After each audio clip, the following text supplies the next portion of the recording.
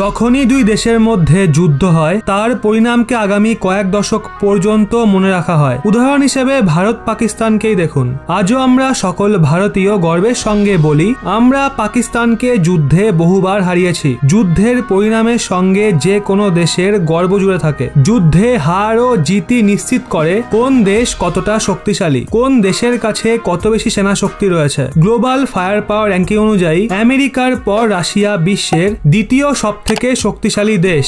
এক্ষেত্রে যদি রাশিয়া ইউক্রেনের কাছে হেরে যায় তাহলে রাশিয়া যে মিলিটারি ডমিনেন্স আছে সেটা যে ডিপ্লোম্যাটিক লেভেলের ওপর লেভারেজ পায় সেই সবকিছু আচমকা শেষ হয়ে যাবে। এছাড়া রাশিয়ান প্রেসিডেন্ট ভ্লাদিমির পুতিনের 20 বছরের বেশি যে কার্যকাল রয়েছে তার ওপর কালি লেগে যাবে। সামনে আরো লম্বা সময় 2036 সাল পর্যন্ত ভ্লাদিমির পুতিনকে রাশিয়ার প্রেসিডেন্ট হয়ে থাকতে হবে। রাশিয়া যদি ইউক্রেন যুদ্ধ হেরে যায় তাহলে রাশিয়ানদের মাঝে ওনার পপুলার লিডারের যে একটা প্রতিচ্ছবি রয়েছে, ওনার পপুলারিটি রয়েছে, সেটা আচমকা শেষ হয়ে যাবে।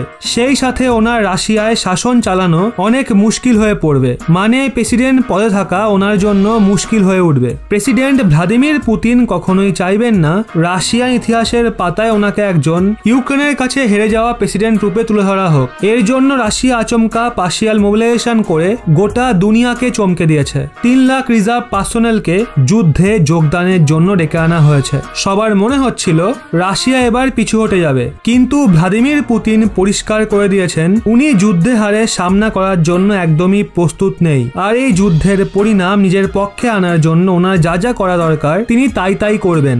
ওদিকে এখন এর মাঝে ইউক্রেন ভারতের কাছে করুণ আবেদন করছে। রেফারেন্স হিসাবে আপনাদের স্ক্রিনে দেওয়া আর্টিকেলটা দেখুন, যা অনুযায়ী ইউক্রেনের প্রাইম মিনিস্টার ডেনিস সেমিহাল ভারতকে ইউক্রেনের সিকিউরিটি গ্যারান্টার হওয়ার রিকোয়েস্ট করেছে। রিপোর্ট অনুযায়ী ডক্টর এস জয়শঙ্কর মহাশয় যে 77th ইউএন জেনারেল অ্যাসেম্বলির জন্য আমেরিকার নিউ ইয়র্কে গেছেন, উনি ওখানে গতকাল ইউক্রেনের প্রাইম মিনিস্টার ডেনিস সেমিহালের সঙ্গে মিটিং করেন। মিটিংয়ে ইউক্রেনের prime minister doctor S Jaishankar মহাশয়ের কাছে ভারত থেকে পাঠানো মিলিটারি এর জন্য আর ভারতকে ধন্যবাদ জানান।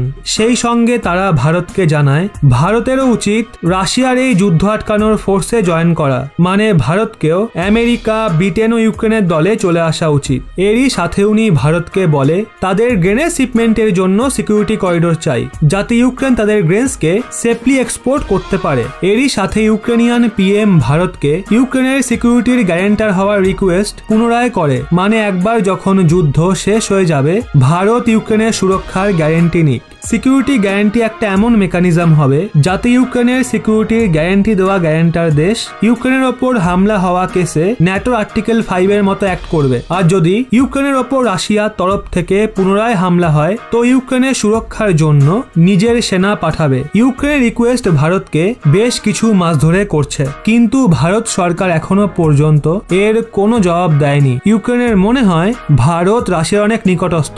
এক্ষেত্রে যদি ভারত গ্যারান্টার হয় তাহলে রাশিয়া পুনরায় ইউক্রেনের ওপর হামলা করবে না। অবশ্যই প্ল্যান আমেরিকারও হতে পারে ভারতকে গ্যারান্টার বানিয়ে রাশিয়া ও ভারতের মাঝে দূরত্ব তৈরি করার জন্য। এছাড়া ইউক্রেনের প্রাইম মিনিস্টার ডেনিস সেমিহাল ভারতকে বলে ইউক্রেনের সহায়তার জন্য ভারতকে ফাইন্যান্সিয়াল এড এবং অন্যান্য সহায়তা পাঠাতে হবে। যুদ্ধের কারণে ইউক্রেনের যে ইনফ্রাস্ট্রাকচার নষ্ট হয়েছে সেটাকে পুনরায় নিজের পায়ে দাঁড় করানোর জন্য ভারতকে ইউক্রেনের আর্থিক সহায়তা করতে হবে। ইউক্রেনের প্রাইম মিনিস্টারের ডিমান্ড দেখে এমনটা মনে হচ্ছে যেন রাশিয়া মোবিলাইজেশনের নয়, ট্রুপস পিছিয়ে আনার ঘোষণা করেছে। কারণ এই সমস্ত ডিমান্ড তখন পূরণ হবে যখন যুদ্ধ থামবে, আর যুদ্ধ থামার তো কোনো লক্ষণ এখনো পর্যন্ত দেখতে পাওয়া যাচ্ছে না। অন্ততপক্ষে ততক্ষণ তো একদমই না যতক্ষণ না ইউক্রেন নিজের হার স্বীকার করছে।